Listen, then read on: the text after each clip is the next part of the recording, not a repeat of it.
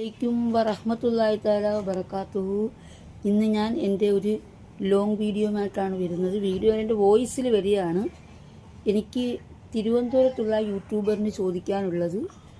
യൂട്യൂബറിനോട് എനിക്ക് ചോദിക്കാനുള്ളത് ഈ നെജിലയും അസൂറ വ്ളോഗ്സുമായിട്ടുള്ള നിങ്ങൾക്കുള്ള പക എന്താണ്? നിങ്ങൾ യൂട്യൂബ് മുഖാന്തരമുള്ള പരിചയം, വ്യക്തിപരമായിട്ടുള്ള വിഷയങ്ങളൊന്നും നിങ്ങൾ തമ്മിലില്ലല്ലോ, ആണോ? നിങ്ങൾ ഒരുപാട് പേരുകൾ 57ഓളം വയസ്സുള്ള സ്ത്രീയെ, ആ സഹോദരി എന്ന് തന്നെ പറയാം, ഞാൻ സഹോദരീനെ മെൻഷൻ ചെയ്യുന്നുള്ളൂ. കാരണം നമ്മൾ ആരെയും മോശക്കാരാക്കാൻ ശ്രമിക്കുന്നില്ല. ആ സഹോദരിയെ ട്രാക്കുള, അതുപോലെ തന്നെ ഈ നെജില എന്ന് പറയുന്നവരെ കല്യാണ രമണി, എന്തെല്ലാം പേരോടാണ് സഹോദരി നിങ്ങൾ വിളിച്ചുകൊണ്ടിരിക്കുന്നത്. എനിക്ക് നിങ്ങളോട് ഒന്നേ ചോദിക്കാനുള്ളൂ, ഈ അസൂറ വ്ളോഗ്സ് എന്ന് പറയുന്നവരുടെ വീട്ടിൽ ഒരുപാട് പ്രശ്നങ്ങളുണ്ട്. അവരുടെ മക്കൾ ഒരുപാട്, ഞാനത് പറയാൻ ആഗ്രഹിക്കുന്നില്ല, കാര്യം എനിക്കത് പറയാൻ ഇഷ്ടമല്ല. അങ്ങനെയുള്ള ഒരു കാര്യങ്ങളും ഞാൻ പറയാനും ആഗ്രഹിക്കുന്നില്ല.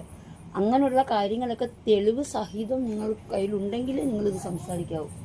അല്ലാതെ ഒരിക്കലും നിങ്ങൾ പുറം ലോകത്ത് സംസാരിക്കരുത്. നിങ്ങളിത് തെളിവില്ലാതെ വന്ന് സംസാരിച്ച് അതിപ്പോൾ കേസിൽ വരെ പോയിട്ടുണ്ട്, ആണോ? സത്യം ജയിക്കട്ടെ എന്ന് ഞാൻ പറയുന്നു. പക്ഷെ ഇപ്പോൾ നിങ്ങൾ ഇന്നൊരു വീഡിയോയിൽ ആർക്കോ ഇട്ട കമൻറ്റിൽ കൊടുത്ത മറുപടിയാണ്, അവളുടെ വീട്ടിലെ എല്ലാ കാര്യങ്ങളും ഞാൻ കണ്ടുകൊണ്ടിരിക്കുകയാണ്, കരച്ചിലാണ്, ഞാൻ റാണിയായിട്ട് ജീവിക്കുന്നു. അങ്ങനെ റാണിയായിട്ട് ജീവിക്കുകയാണെങ്കിൽ വീട്ടിലെ കാര്യം നോക്കി നിങ്ങൾ ജീവിക്കണം. അല്ലാതെ അവരുടെ വീട്ടിൽ അടി നടക്കുന്നോ എന്ന് നോക്കിയിട്ട് സന്തോഷിക്കരുത്. നമ്മൾ സന്തോഷിക്കാൻ പാടേയില്ല.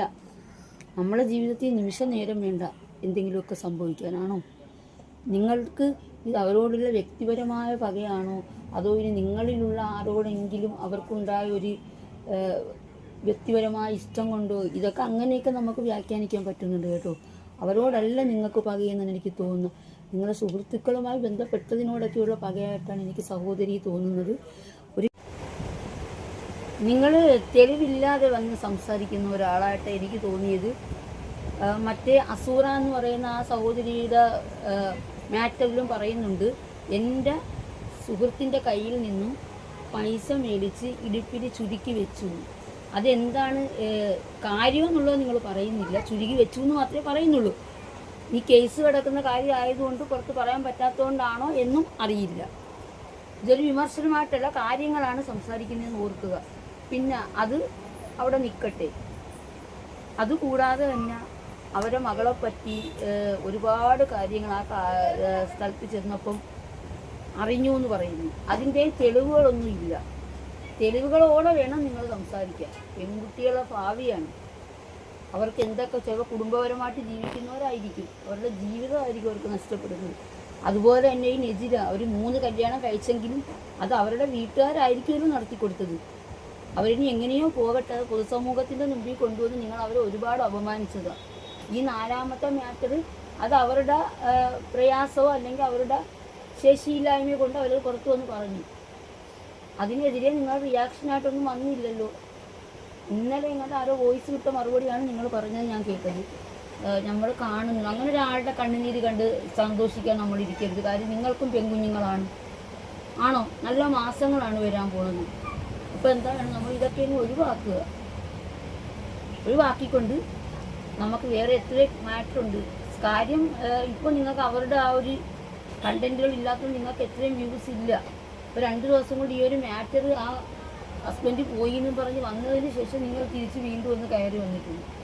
കയറി നോക്കുമ്പോൾ അറിയാം, വീഡിയോസിലായാലും ഷോർട്ടിലും ഒക്കെ അതുപോലെ നിങ്ങൾ മന്ദഗതിയിലായിരുന്നു അല്ലേ? അപ്പോൾ എനിക്ക് നിങ്ങളോട് ഒന്നേ പറയാനുള്ളൂ, ഈ നിലവിലിപ്പോൾ കേസ് കിടക്കുന്നത് കൊണ്ടൊന്നും നമ്മൾ വലിയ കാര്യങ്ങൾ സംസാരിക്കുന്നില്ല. അവരൊരുപാട്, ഞാൻ നിലവിൽ അവരെ കണ്ടിരുന്നു, ഉംറയൊക്കെ ചെയ്തിട്ട് വന്നവരില്ല. അപ്പോൾ അവർക്ക് അതിൻ്റേതായ കാര്യങ്ങളും ബഹുമാനവും ഒക്കെ ഉള്ളതുകൊണ്ടായിരിക്കും അവർ പബ്ലിക്കിൽ വന്നൊന്നും പറയുന്നില്ല.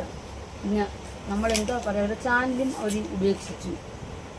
അപ്പോൾ നമുക്ക് മറ്റൊന്നും പറയാനില്ല. എനിക്ക് നമ്മൾ ചെയ്യുന്നത് മാത്രമേ നമുക്കുണ്ടാവൂ.